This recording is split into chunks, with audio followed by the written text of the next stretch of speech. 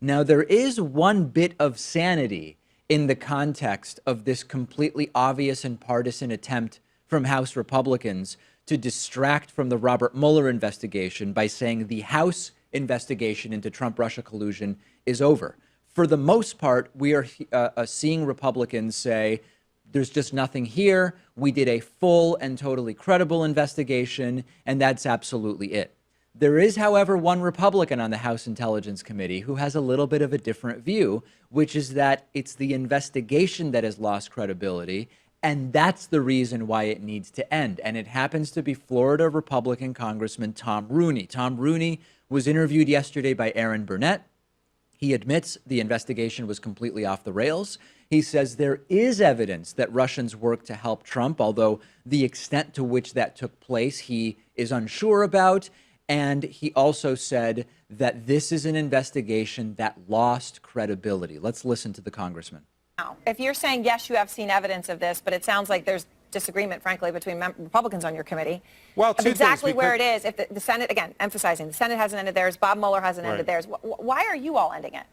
Well, two things. For what I said last week, that we've gone completely off the rails, and now we're just basically a political forum for people to leak information to drive the day's news. So we've, as you alluded to, we've lost all credibility, and we're going to issue probably two different reports, unfortunately. So in that regard, that's why I called for the investigation to end. Yeah. But if there's anything that we can come together to do to help protect us in 2018, we just had a primary last week in Texas. We've got an election tomorrow in Pennsylvania. Yes. If we don't get any of these recommendations out before this cycle gets fully underway, then we really have just completely wasted a year of everybody's time. Yes. So there's a lot there, right? Number one, you had Republicans and Democrats participating on the House Intelligence Committee's investigation of Trump-Russia.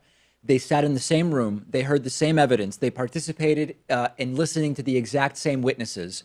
And you will have two diametrically opposed reports as to the facts of what took place there. That shows that this is not about going beyond party and thinking about the impact that other countries can have on the actual or perceived stability of American democracy. It's just totally partisan. Number two, he mentions today's Pennsylvania election in the context of this Republican report. And that's interesting to me because one angle has been the reason Republicans did this yesterday is they're very worried about a release from Robert Mueller coming up soon.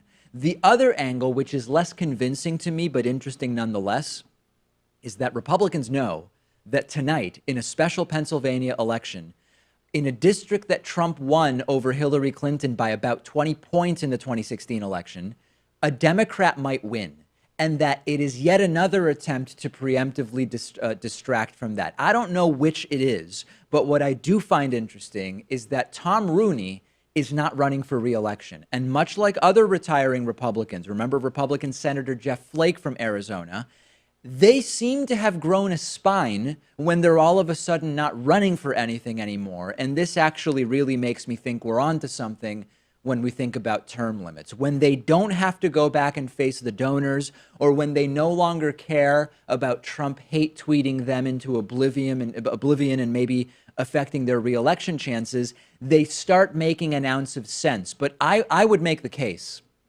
that retiring alone isn't enough.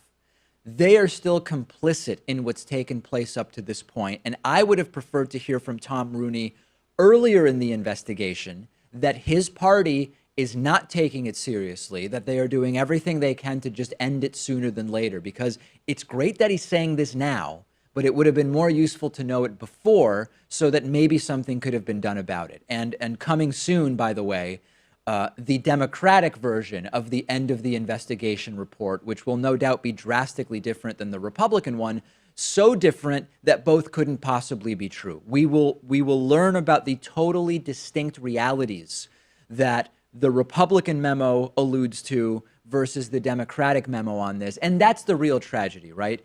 What should be a question about the basic integrity of our voting systems and our democracy and the sovereignty of American electoral decision-making has become partisan.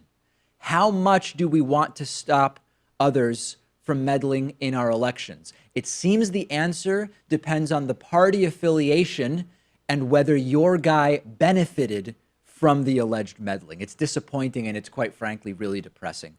Send me your thoughts about this. I'm on Twitter at @dpakman.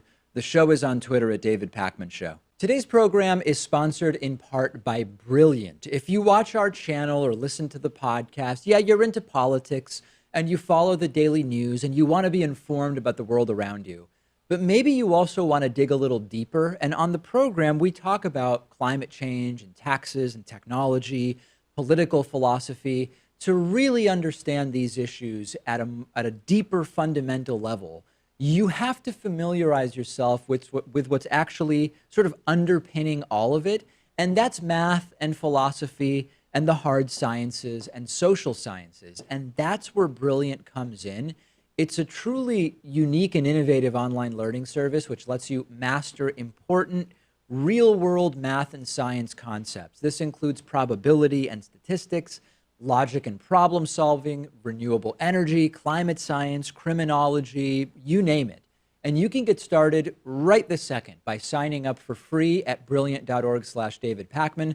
The first 200 people who do that at brilliant.org/David Pakman will also qualify for 20% off an annual premium membership. That is brilliant.org/David Pakman. Check it out today.